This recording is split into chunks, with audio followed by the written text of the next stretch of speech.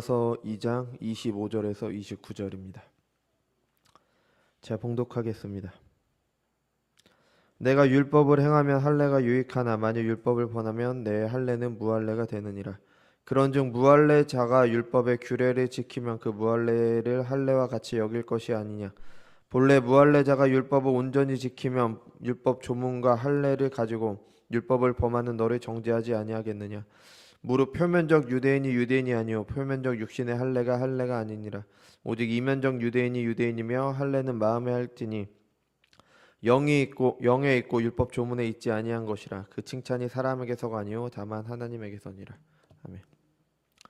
기도하겠습니다. 거룩하고 존귀하신 주님 은혜와 사랑을 감사드립니다. 오늘도 주님의 거룩한 날 허락하셔서 공예배로 하나님께 영광 돌릴 수 있게 하시는 은혜 감사드립니다. 주님, 지금은 주님의 말씀 듣는 시간입니다. 우리 안에 계신 성령께서 함께 하셔서 듣는 말씀 가운데 하나님의 음성을 듣는 자들 될 수 있도록 인도하여 주옵소서. 사람의 말로 받지 않고 하나님의 말씀으로 받아서 이 말씀대로 살아서 하나님께 영광 돌리는 삶을 사는 저희들이 될 수 있도록 인도하여 주옵소서. 감사드리며 사랑이 많으신 예수님의 이름으로 기도드렸습니다. 아멘. 제가 과학주의에 대해서 한번 말씀을 드렸었는데요.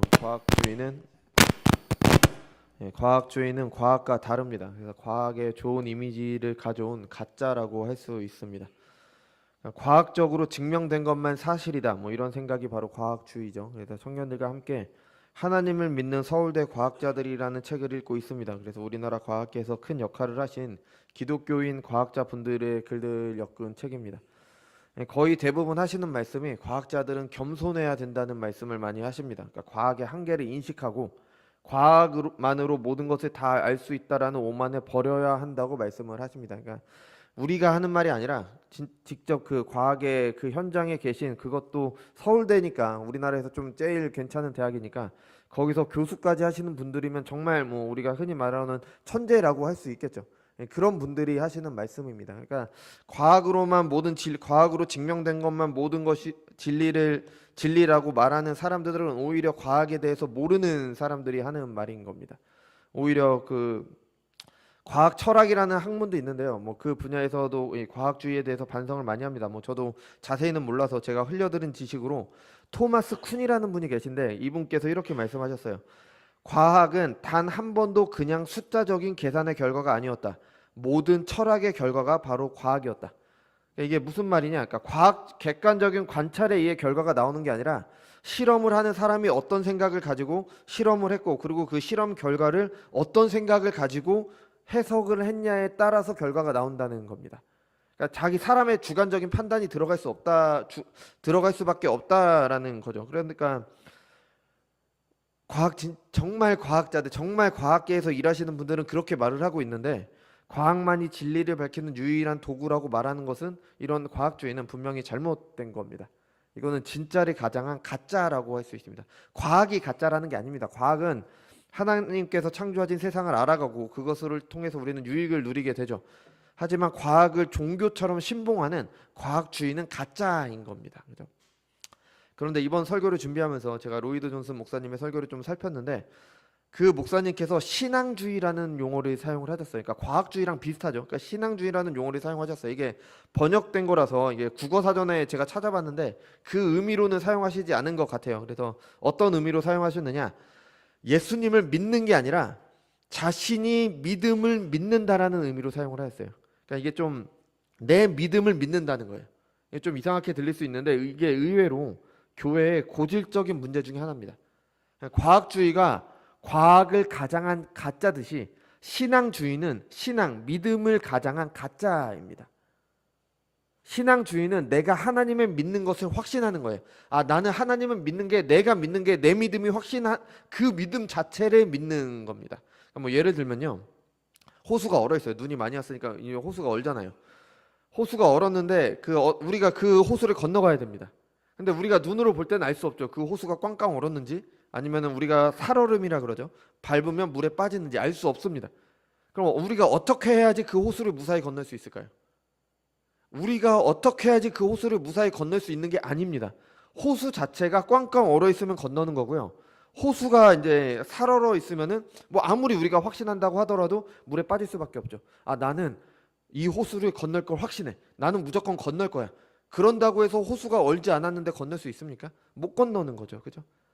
이 신앙주의가 뭐냐면은 호수를 눈앞에 두고 나는 건널 수 있다라고 확신하는 거. 내 믿음 자체를 믿는 게 그게 바로 신앙주의입니다. 나는 예수님을 믿어. 예수님을 믿는 게 아니라 예수님을 믿는 나의 믿음을 확신하는 게 신앙주의라는 겁니다. 이게 바로 가짜예요. 이게 가짜. 오늘 본문은 제가 이거 신앙주의를 왜 말하냐? 오늘 본문에서 이 신앙주의를 고발하는 사도 바울을 우리는 만나게 됩니다. 우리가 잘 알다시피 율법과 할례는 유대인의 두 기둥입니다. 바울은 그 누구보다 유대교에 정통했어요. 우리는 뭐 다 알다시피 아주 정통했죠. 그죠? 그래서 바울이 유대교를 그만큼 잘 알고 있기 때문에 율법과 할례 이 두 가지가 유대인에게 얼마나 중요한지 잘 알고 있었습니다. 그래서 그것 가지고 유대인을 고발하고 있는 겁니다. 우리가 지난주까지는 율법에 대해서 얘기를 했죠. 율법을 가지고 있지만 또 그것을 자랑했지만 율법으로 죄를 지었습니다. 그럼 율법이 나쁜 거냐? 율법은 아니죠. 율법은 선한 것입니다. 로마서 7장 12절에 보면요. 이로 보건대 율법은 거룩하고 계명도 거룩하고 의로우며 선하도다. 그러니까 율법 따로 계명 따로 있는 게 아니라 이거는 병행법이라고 하는 히브리식 글쓰기인데 같은 말을 두 번 한 겁니다. 그러니까 율법이 계명입니다. 그러니까 율법은 거룩하고 의롭고 선합니다. 하나님께서는 우리에게 율법을 왜 주셨을까요? 이거 기억하시죠? 가나안에 들어가서 율법을 지키며 살라고, 그래서 하나님 나라를 이루라고 우리에게 주신 겁니다. 이스라엘 백성들에게 주신 거죠. 아브라함에게 주신 언약, 복의 근원이 되어 만민에게 복을 전하라고 주신 게 바로 율법이죠. 율법을 지키는 것이 하나님의 뜻을 이루는 거고요. 율법을 지키는 게 하나님 나라를 이루는 겁니다. 율법을 자랑했지만 유대인들은 그 의미를 몰랐죠. 율법을 가진 것이 중요한 게 아니라 율법을 지켜 행함으로 하나님 나라를 이루어야 했는데 지키지 않았습니다. 그냥 율법을 가진 것을 특권처럼 생각을 했어요. 우리는 율법을 가지고 있어. 그래서 우리는 옳고 틀린 게 뭔지 알아. 근데 니네는 모르잖아. 이방인을 섬기기 위해서 율법을 주셨는데 도리어 그것 가지고 이방인을 정죄했습니다. 행함으로 하나님의 영광을 나타내야 되는데 율법을 지키지 않음으로 하나님을 욕되게 했습니다. 이방인 중에 하나님의 이름이 모독받도록 했습니다. 그죠? 이어서 바울은 할례를 가지고 유대인의 죄를 고발을 합니다. 유대인에게 할례도 율법만큼 중요했어요. 어쩌면 할례가 더 중요했을 수도 있어요. 왜냐하면 하나님의 백성이라는 근거가 바로 할례죠. 그래서 유대인이었는데 회심해서 그리스도인이 된 사람들이 있겠죠. 그 사람들도 할례에서 완전히 벗어나지 못했습니다. 왜냐하면 할례가 그만큼 중요했기 때문에. 그래서 항상 그 초대교회 안에 있었던 문제가 뭐냐, 이방인들도 할례를 받아야 된다. 이게 유대인들의 생각이었던 거예요. 왜냐하면 유대인들에게 입장에서는 할례 없이 하나님의 백성이 된다는 건 이해할 수 없는 일이에요. 도저히 있을 수가 없는 일입니다. 그렇기 때문에 이방인들도 할례를 받아야 된다. 그래, 예수님 믿는 거 좋다. 그래, 예수님 믿어서 우리는 구원 받는다. 근데 하나님의 백성이 되려면 할례를 받아야 된다. 이게 유대인들의 생각이었던 거예요. 그래서 사도행전 15장에 보면은 이 문제 때문에 최초의 종교회의가 일어나게 됩니다. 그리고 나서 사도 바울도 바울 서신의 곳곳에서 할례를 다룰 수밖에 없어요. 왜냐하면 이방인들과 유대인들이 같이 있는 교회 안에선 이 문제가 모든 곳에서 있었기 때문에. 그럼 왜 도대체 이 할례가 문제였을까요? 왜 도대체 할례가 뭐가 그렇게 중요했을까요? 할례는 율법과 함께 이스라엘 백성들의 정체성을 나타내는 것이기 때문이죠. 할례는 아브라함에게 주신 겁니다. 우리 창세기 17장을 같이 한번 찾아보겠습니다.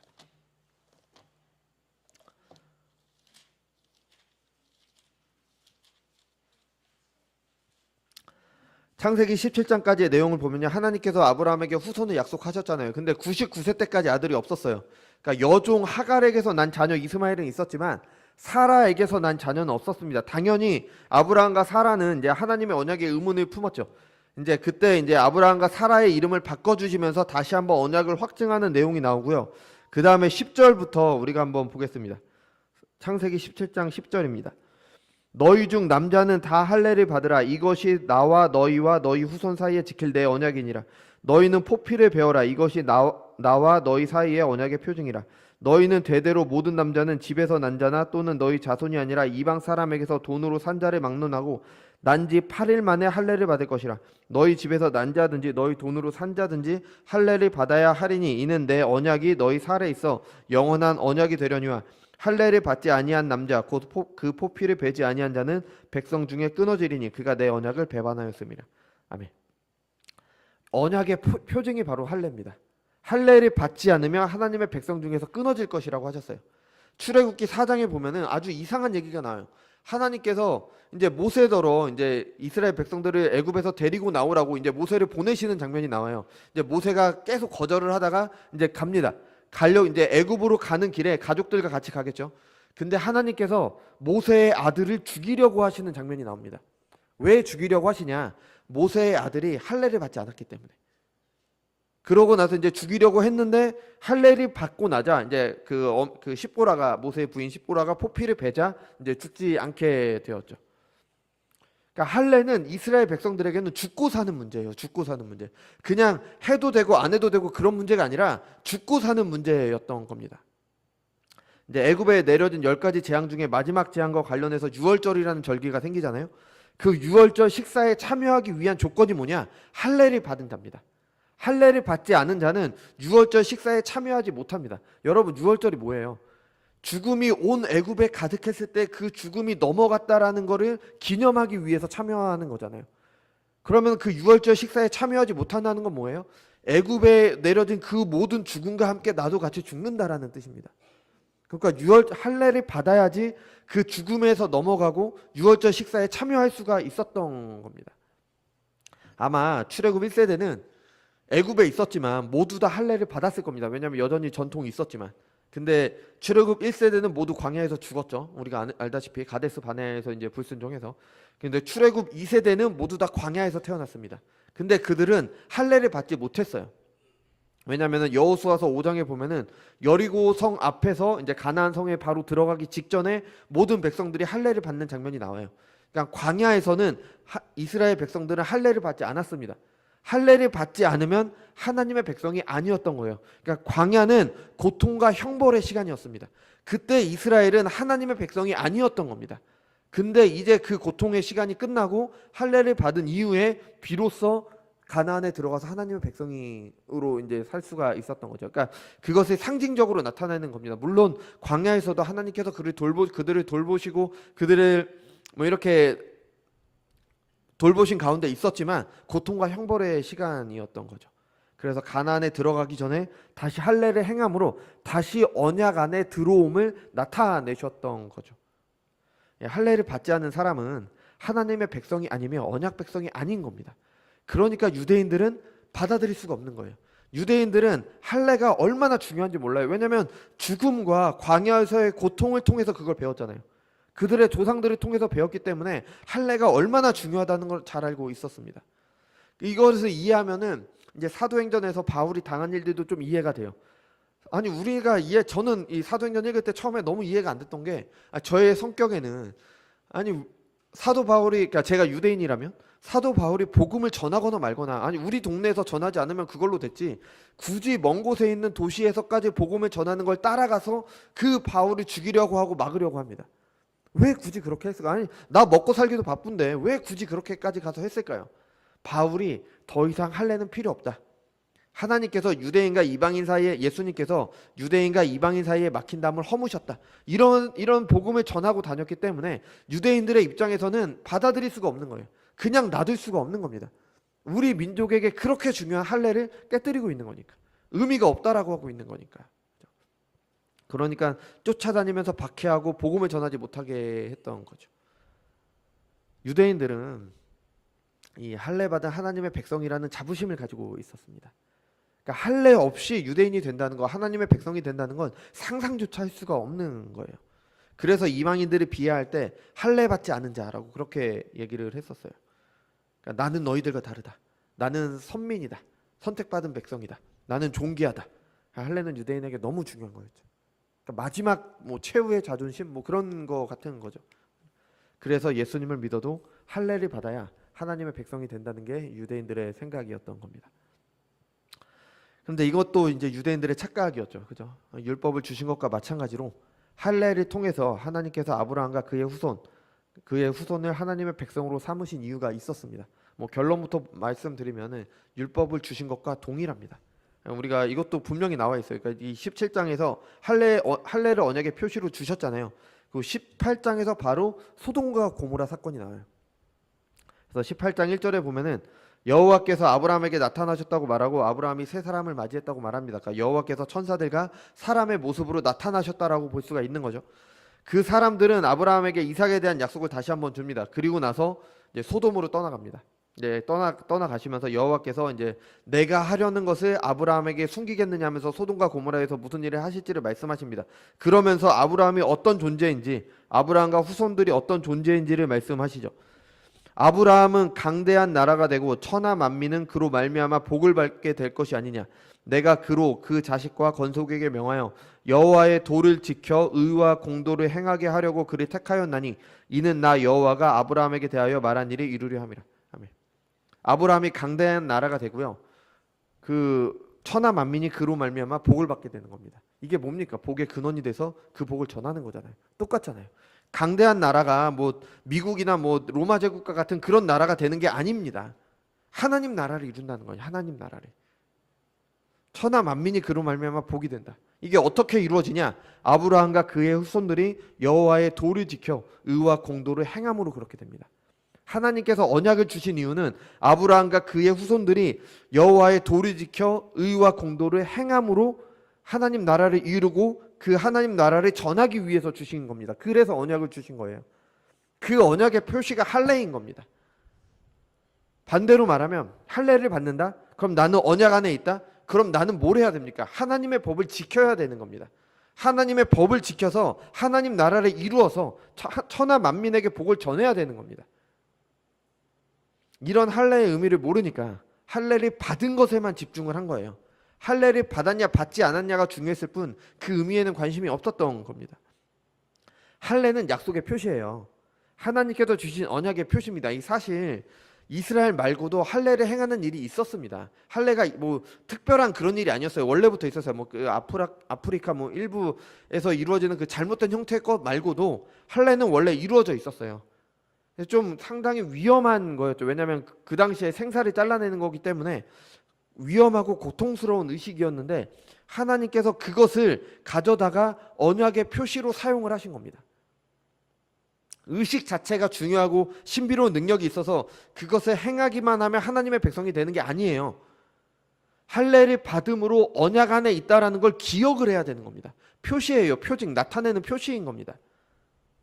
그 언약을 위해 무엇을 해야 되고 어떻게 살아가야 되고 그것을 기억하도록 하기 위한 언약의 표시였던 거죠. 우리 지금도 이제 어떤 계약을 하게 되면은 계약서를 쓰잖아요. 그죠? 그 서류는 계약의 내용을 기억나게 하는 거지 뭐 서류 자체에 마법적인 힘이 있어서 이 서류만 있으면 내가 알아서 그렇게 계약을 지키게 되는 게 아니잖아요. 내가 만약에 계약의 내용을 지키지 않는다? 계약서는 휴지 조각이 되잖아요. 아무런 의미가 없잖아요. 할례가 그런 겁니다. 할례는 표시예요. 표시. 표징인 겁니다. 그래서 바울이 율법을 행하며 할례가 유익하다고 한 겁니다. 언약대로 살면 그 할례는 내가 언약 안에 있다라는 걸 알려주는 거죠. 그 언약이 이행되고 있다라는 걸 기억하게 해주는 겁니다. 율법을 범하면 언약이 깨진 거잖아요. 그러니까 할례가 의미가 없어지는 거예요. 무할례가 되는 겁니다. 할례를 받지 않은 이방인 그리스도인들이 할례를 받지 않았지만 그리스도를 믿음으로 새 언약에 동참하게 됐습니다. 거듭남으로 그들의 마음판에 율법이 새겨졌어요. 그들이 율법대로 행하면 언약 안에 있기 때문에 몸에는 할례를 받지 않았지만 실제로는 할례자와 같아지는 겁니다. 이런 그 이방인들의 삶이, 이방인 그리스도인들의 삶이 할례를 받았다는 것을 자랑하면서, 그러니까 나는 언약 안에 있다라는 걸 자랑하면서 율법을 행하지 않는 유대인들의 죄를 정죄하는 겁니다. 그들이 나서서 비난하지 않아도 율법을 행하는 무할례자들의 삶이 율법을 범하는 할례자들의 죄를 드러내게 되는 거죠. 가짜 할례를 받은 가짜 유대인이라는 겁니다. 표면적 할례, 표면적 유대인은 가짜라는 거예요. 가짜. 겉과 속이 다른 걸 말하는 거죠. 그죠? 겉에만 그럴듯하다. 그죠? 우리 소위 말하는 좀 뭐 이런 말씀 드려도 되겠지만 짝퉁 있잖아요. 짝퉁. 그죠? 겉만 그럴싸하지만 속이 전혀 다른 것들. 그런 거랍니다. 그런 거. 근데 너무 안타까운 거는 교회 안에도 가짜 그리스도인이 있다라는 겁니다. 사도 바울 예수님께서는 알곡과 가라지 비유로 이것을 말씀해 주셨어요. 제 말이 아니라 우리 시대만 있었던 게 아니라 예수님께서도 알곡과 가라지를 말씀하셨고요. 사도 바울도 영적 그리스도인과 육적 그리스도인이라는 말도 교회 안에 가짜 그리스도인에 대해서 이야기를 했습니다. 가짜 그리스도인 어떤 사람들일까요? 처음에 말씀드린 신앙주의가 가짜 그리스도인들입니다. 할례를 자랑했던 유대인들과 똑같습니다. 물론 우리는 이제 언약에 있다는 표시로 할례나 유월절 등 이 뭐 여러 가지 절기들은 지키지 않잖아요. 대신 예수님께서 모두 이루셨기 때문에 지키지 않지만 대신 예수님께서 행하라고 하신 세례와 성찬에 참여하죠. 그리고 그리고 성경에 나오는 단어들로 대화를 합니다. 근데 중요한 건 하나님 나라를 살지는 않습니다. 성경에 대한 지식은 누구보다도 많습니다. 근데 순종하지는 않습니다. 나는 믿는다고 생각해요. 누구보다 더 하나님을 믿는다라고 생각을 합니다. 내 믿음을 자랑합니다. 내 믿음이 너무 자랑스럽습니다. 그런데 하나님께서 부르신 삶에 맞는 삶은 살지 않습니다. 이게 가짜라는 겁니다. 이게 가짜. 그리스도인이 된 것으로 끝나서 안 됩니다. 그리스도인으로 살아야지 그리스도인인 겁니다. 그죠? 이게 제가 오래전에 들은 말인데 아이들에게 명사형 꿈이 아닌 동사형 꿈을 꾸게 하라 이런 말이 있었어요. 그죠? 그러니까 명사는 뭐 의사, 과학자, 사업가, 그러니까 나는 의사가 되고 싶어요. 뭐 이런 꿈이 아니라 의사가 돼서 무엇을 할지 아니면 뭐 과학자가 돼서 무엇을 할지 이런 꿈을 꾸게 하라는 겁니다. 왜냐하면은 직업 자체가 꿈이 되면은 그 직업을 가지면 꿈이 끝나는 거잖아요. 그 이후의 삶이 없는 거잖아요. 그죠? 그래서 예를 들어서 의사가 되고 싶다. 의사가 되면 끝이지만 의사가 돼서 아픈 사람들 돕고 공부도 많이 해서 이제 못 고치는 병이 없애고 싶다. 그러면 꿈이 계속 이어지는 거죠. 그죠? 이러면 왜 의사가 되고 싶은지 의사가 돼서 무엇을 할지를 알게 되는 겁니다. 그러니까 일리가 있죠. 그러니까 하나님께서 주신 일반 은혜, 일반 계시를 통해 발전한 학문들도 무시할 게 못 됩니다. 그죠? 어떤 직업을 갖는 것이 꿈이 되고 그것에 만족한다면 의미가 없습니다. 왜 그 직업을 가졌는지 그 직업을 통해 어떤 일을 해야 되는지가 있어야 되는 거죠. 뭐 예를 들어서 변호사라는 직업은 아주 훌륭하잖아요. 그 직업을 갖기 위해서 많은 노력이 필요하죠. 그런데 어떤 사람이 있어서 그 변호사 자격증을 땄어요. 근데 자격증을 땄는데 아무것도 하지 않는다. 뭐 그런 사람이 없겠지만 아무것도 하지 않는다. 그런 사람이 변호사라고 할 수 있을까요? 물론 이제 라이센스는 있으니까 나라에서 준 그 라이센스는 있으니까 변호사라는 걸 자랑은 하는데 변호사 일은 하지 않아요. 실제로. 그 사람은 변호사라고 할 수 있을까요? 유대인들이 할례를 가지고 자랑한 게 바로 이겁니다. 이것만도 못하죠. 왜냐하면 변호사 자격증은 그만한 자격이 된다고 국가가 인정한 거기 때문에 많은 수고가 들어갔으니까. 그죠? 그래서 변호사 일을 하지 않아도 변호사라고 불리는 게 가능하다고 생각을 합니다. 근데 유대인들은 아무것도 하지 않고 그냥 태어나자마자 할례를 받았습니다. 근데 할례를 받았다고 내가 하나님의 백성이라고 자랑을 합니다. 근데 하나님의 백성으로 살지 않습니다. 언약 안에 있다고 하면서 그 언약대로는 살지 않습니다. 그러니까 언약 안에 있는 사람입니까? 그 사람이 하나님의 백성이라고 할 수 있을까요? 그러니까 가짜라고 하는 거잖아요. 그러니까 가짜다. 이런 유대인들에 대해서 바울은 그들의 표면적 유대인, 그들이 받은 할례를 표면적 할례라고 했습니다. 자, 우리로 보자면 예배당에 나와서 세례를 받고 예배를 드리고 그리스도인이 되었습니다. 그리스도인이 되었습니다. 여기서 끝나면 가짜인 겁니다. 가짜. 그러면서 나는 이러이러한 일을 했기 때문에 나는 하나님을 믿는다고 확신합니다. 이게 신앙주의입니다. 이게 가짜입니다. 여러분, 우리는 진짜 그리스도인입니까? 아니면 가짜 그리스도인입니까? 한 목사님께서 다른 분의 말을 인용하신 것을 제가 들었습니다. 오늘날 우리가 해야 할 작업은 교회 밖에 불신자들을 전도하는 일이 아니라 교회 안에 불신자들을 전도하는 일입니다. 참 두려운 말이고 이게 참 어려운 말입니다. 그죠? 이와 비슷한 것을 신학교에서도 많이 들었어요. 근데 그때보다 지금이 더 어렵게 들립니다. 네가 뭔데 진짜와 가짜를 구분하냐? 그죠? 자격이 있느냐? 아니 제가 자격이 있어서 말씀드리는 게 아니라 성경에 나와 있는 그냥 그대로를 말씀드리는 겁니다. 겉보기만 비슷하다고 진짜가 아니잖아요. 그죠? 이 세상에서는 가짜들이 참 많습니다. 어찌나 사람들을 속이려는 사람들이 많은지 가짜들이 너무 많아요. 뭐 좋은 상품이 있다 그러면 그와 비슷하게 가짜 상품이 나오죠. 어떤 과자가 맛있다 그럼 그것과 비슷한 과자가 무수히 많이 나옵니다. 요즘에는 뭐 레플리카라는 아주 고급스러운 말로 그 가짜를 포장을 해요. 그죠? 원래 이 레플리카는 선수용 유니폼과 다르게 좀 기능이 떨어지는 일반인용 유니폼을 가리키는 말이었습니다. 그때 사용되는데 이제 그 말을 가져다가 뭐 아까 말씀드린 짝퉁을 가리키는 고급스러운 말로 이제 사용을 해요. 레플리카다. 뭐 이미테이션이다. 뭐 이런 말도 사용을 하죠. 가짜들은 진짜와 비슷할수록 가치가 높습니다. 그래서 더 진짜처럼 꾸미죠. 도리어 진짜는 꾸미지 않아도 돼요. 왜냐하면 굳이 진짜니까 알릴 필요가 없는 거죠. 그죠? 그런데 가짜는 아닙니다. 더 진짜 같아야 됩니다.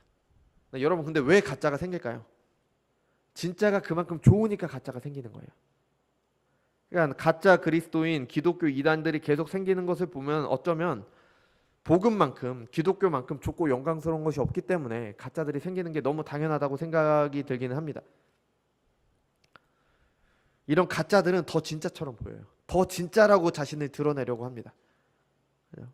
세례를 받았고 성찬에 참여합니다. 누구보다 신앙생활을 열심히 해요. 누가 보더라도 아주 모범적인 신자입니다. 근데 그의 삶은 아닌 거예요. 할례를 자랑했지만 할례 그 자체가 자랑이었고 할례의 의미 언약 안에 있다라는 것은 관심이 없었던 표면적 유대인들과 똑같은 거죠. 하나님을 믿는다는 걸 자랑하면서 하나님을 믿는다고 말하면서 그 신앙생활 자체가 자랑이면서 실제로 하나님의 뜻대로는 살지 않습니다.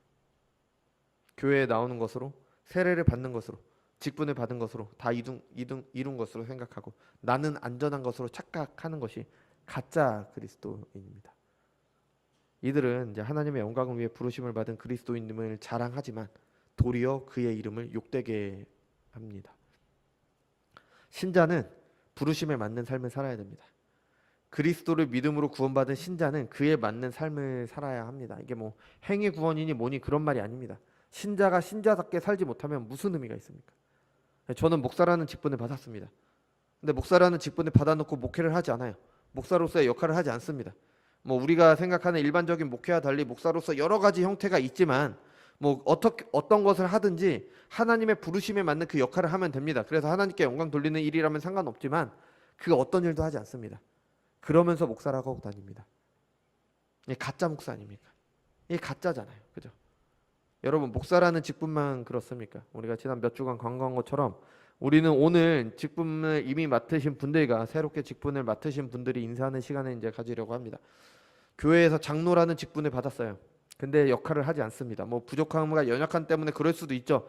예, 그런 거는 이제 못하는 경우는 뭐 그럴 수도 있습니다. 근데 안 합니다.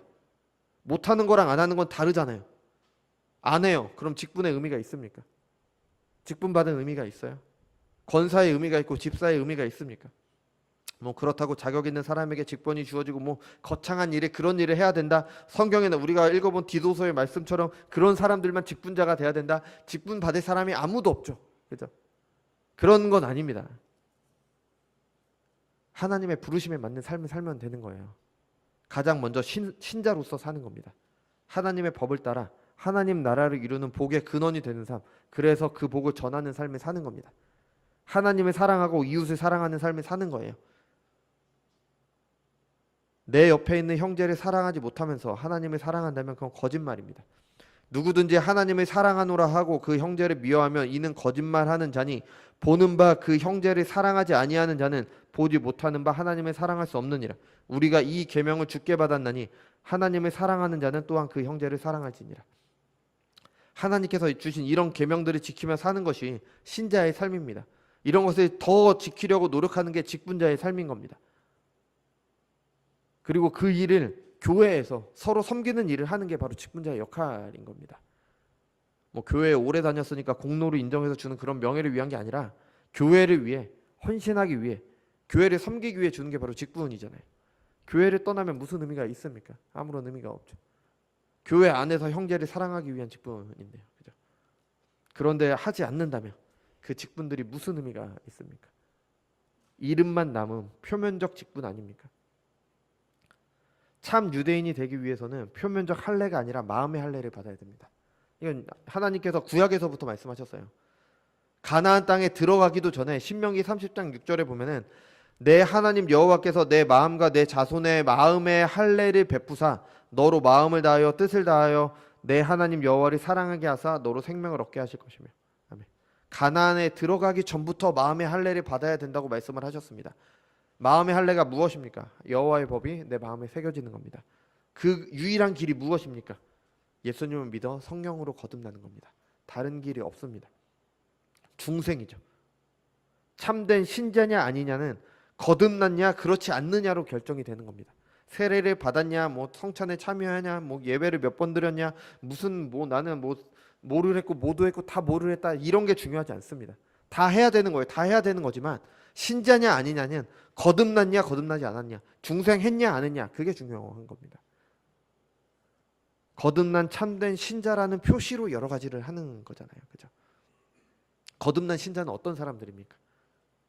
여호와의 법을 즐거워하며 그 법을 지키는 사람들입니다. 거듭나지 않은 사람들은 여호와의 법을 즐거워할 수가 없어요. 죄를 짓지 말라. 나는 죄를 너무 사랑하는데 죄를 짓지 말라고 하니까 여호와의 법을 즐거워할 수가 없습니다. 근데 신자들은 아닙니다. 여호와의 법을 즐거워합니다. 물론 연약함이 있어요. 그래서 지키지 못할 때도 있습니다. 저도 마찬가지고 다 마찬가지잖아요. 하지만 여호와의 법을 적어도 지키려고 합니다. 그 법을 즐거워하기 때문에, 하나님을 사랑하기 때문에. 근데 불신자들은 아예 생각도 없어요. 이게 결정적인 차이입니다. 사람은요, 나를 너무 사랑합니다. 맞잖아요. 우리 나를 너무 사랑하잖아요. 그래서 우리를 너무 과대평가해요. 자기 자신을 너무 과대평가합니다. 그래서 나는 참된 신자라고 착각하기가 쉽습니다. 그래서 신앙주의가 나오는 겁니다. 그래서 뭐 어떤 사람들은 뭐 이런 말을 하죠. 말하는 대로 이루어진다. 말하는 것이 중요하다. 여러분, 말하는 대로 이루어집니까? 나는 하나님을 믿는다 말하면 내가 하나님을 믿는 겁니까? 제가 만약에 나는 대통령이 될 거다 하면 제가 대통령이 됩니까? 아니잖아요. 그죠? 내가 내 믿음을 확신하기 때문에 내가 구원받은 하나님의 백성이 되는 게 아닙니다. 사람들은 자신을 너무 사랑하기 때문에 거짓 확신에 빠지기 쉽습니다. 내가 구원을 확신하는 나 자신을 믿기가 쉬워요. 이것이 신앙주의며 이것이 가짜 신자입니다. 우리가 요즘 유튜브 많이 보는데 이 유튜브 알고리즘이라고 하잖아요. 이게 굉장히 위험하다는 걸 어느 목사님이 잘 말씀을 해주셨어요. 그러니까 유튜브를 보다 보면은 알고리즘의 특징이 내가 본 것과 비슷한 것을 계속 올려주잖아요. 그죠? 저는 농구를 좋아해서 이제 저 농구 동영상을 가끔 봐요. 그거 보면은 그것과 비슷한 내용들이 계속 올라와요. 이렇게 추천을 해주잖아요. 이게 좀 같은 그러니까 제가 관심 있는 거니까 이제 계속 보게 되는 경우도 있더라고요. 그런 위험성도 있지만 더 위험한 게 뭐냐면은 내가 즐기는 것, 내가 원하는 것만 나오니까 모두 다 그럴 거라고 착각하게 되는 겁니다. 그러니까 내가 만든 세상 속에서 살아가는 거예요. 나는 이거에 관심이 있지만 다른 사람은 다른 거에 관심이 있을 수도 있는 거예요. 근데 나는 내가 원하는 것만 계속 영상이 올라오니까, 알고리즘을 통해서 계속 올라오니까 다른 사람도 나와 똑같을 거라고 착각을 하게 되는 겁니다. 내가 기준이 되어버리는 거죠. 그러니까 나를 객관적으로 볼 수가 없는 거예요. 하나님의 말씀을 들어도 내 생각과 맞는 것을 따라가게 되는 거예요. 하나님의 말씀이 전해져도 저 사람의 말은 내 생각과 맞아. 그러니까 저 사람을 따라야지. 근데 이 사람의 말을 들었더니 내 생각과 틀려. 그러면 안 가는 겁니다. 이게 하나님의 말씀을 듣는 게 아니에요. 내 생각과 맞는 말을 그냥 듣는 겁니다. 이게 유튜브 알고리즘에 따라가면 이런 위험성이 있다는 거죠. 나를 옳다고 해줄 수 있는 것, 그런 것을 쫓아가게 되는 거죠. 하나님의 말씀이 나를 사랑하는 도구가 되는 겁니다. 그리고 그것이 구원의 근거가 되는 거죠. 그죠? 하나님의 말씀으로 이제 우리의 위선을 걷어내야 됩니다. 하나님의 말씀은 히브리서 말씀처럼 양날성 검과 같은 하나님의 말씀입니다. 그래서 내 혼과 영과 및 관절과 골수까지 찔러 쪼개기까지 해야 되는 겁니다. 하나님의 말씀이 나를 그렇게 해야 되는 겁니다. 그리고 그 말씀으로 회개를 해야 되는 겁니다. 세례를 받은 것으로, 성찬에 참여하는 것으로, 교회에 속했다는 것으로, 직분을 받았다는 것으로, 봉사한다는 것으로 안심하면 안 됩니다. 아무것도 아닙니다. 아무것도. 다 필요한 일이고 다 감사한 일이에요. 하지만 그것으로 구원을 얻을 수는 없는 겁니다. 거듭난 신자가 하나님 나라를 누리는 삶의 모습인 겁니다.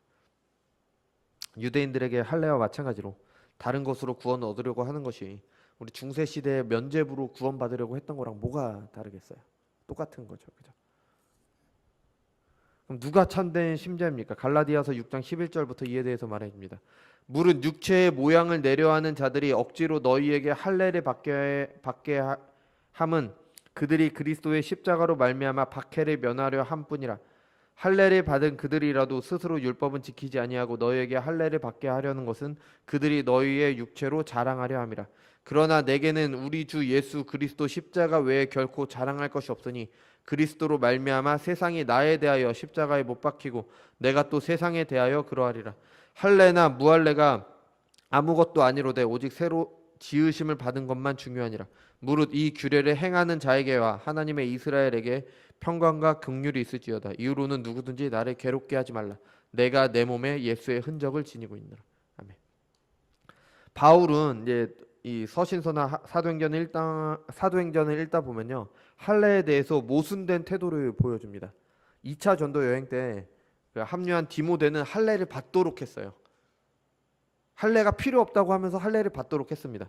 근데 그로부터 14년 후에 디도를, 우리가 읽어본 그 디도를 데리고 예루살렘으로 갈 때는 할례를 받지 못하도록 했습니다. 뭐 세월이 지나면서 신학이 바뀐 게 아닙니다. 그죠? 디모데에게 할례를 받도록 한 거는요, 디모데는 그의 아버지가 이방인이라는 거를 다른 사람들이 다 알았어요. 그래서 복음을 전하는데, 유대인들에게 복음을 전하는데 제약이 있었던 겁니다. 그래서 유대인들의 오해를 막고 복음을 더 효과적으로 전할 수 있도록 하기 위해 할례를 행하라고 한 겁니다. 디도는 예루살렘에 올라갈 때 하나님 나라에 들어가기 위해서 할례를 행해야 된다고 주장하는 사람들이 있었어요. 기회를 엿보고 있었어요. 그래서 만약에 디도에게 할례를 행하도록 했다면 자신들이 맞다고, 그 사람들이 말한 게 맞다고 인정하는 거에 되기 때문에 할례를 행하지 않도록 한 겁니다. 그죠? 바울에게 중요한 건요, 그리스도의 십자가였습니다. 하나님 나라를 살고 그 나라를 전하는 것이 중요했기 때문에 할례도 그 앞에서는 상대적이 될 수 있었던 거예요. 하나님 나라를 위해 행해도 되고 하나님 나라를 위해 행하지 않아도 되는 겁니다. 여러분, 중요한 것은 그리스도의 십자가입니다. 그 십자가를 지고 예수님을 따르는 게 중요한 겁니다. 그것이 바울이 말한, 바울이 가진 예수의 흔적인 겁니다. 여러분, 우리에게는 예수님의 흔적이 있습니까? 하나님 나라를 살아온 흔적, 하나님 나라를 전해온 흔적이 있습니까? 하나님의 법을 지키기 위해 몸부림친 흔적, 그래서 그 나라를 위해, 그 말씀을 행하기 위해 박해받은 흔적이 우리에게 있습니까? 바울이 받은 흔적은 그거죠. 복음 전하다가 맞은 거, 복음 전하다가 뭐 어떻게 된 거, 그게 바로 바울의 흔적이 되는 거죠. 이 흔적은 거듭난 사람만이 가진 흔적입니다. 그리고 이 흔적이 참된 신자임을 말하는 흔적입니다. 여러분, 하나님의 말씀을 통해 나를 돌아보시기 바랍니다. 여러분, 우리 결코 괜찮지 않습니다. 나의 믿음을 믿는 신앙주의가 나의 모습이었다면 회개해야 됩니다. 그렇지 않으면 우리는 표면적 유대인일 뿐입니다. 예수님을 믿는, 구원에 이르는 참된 믿음을 주시기를 간구해야 됩니다. 그렇지 않으면 죄송한 얘기지만 나는 가짜일 뿐입니다. 여러분, 우리는 사람에게서 칭찬을 구하는 가짜입니까? 아니면 칭찬이 하나님에게서 오는 진짜 그리스도인입니까? 하나님의 은혜가 우리와 함께 하시길 바랍니다. 기도하겠습니다.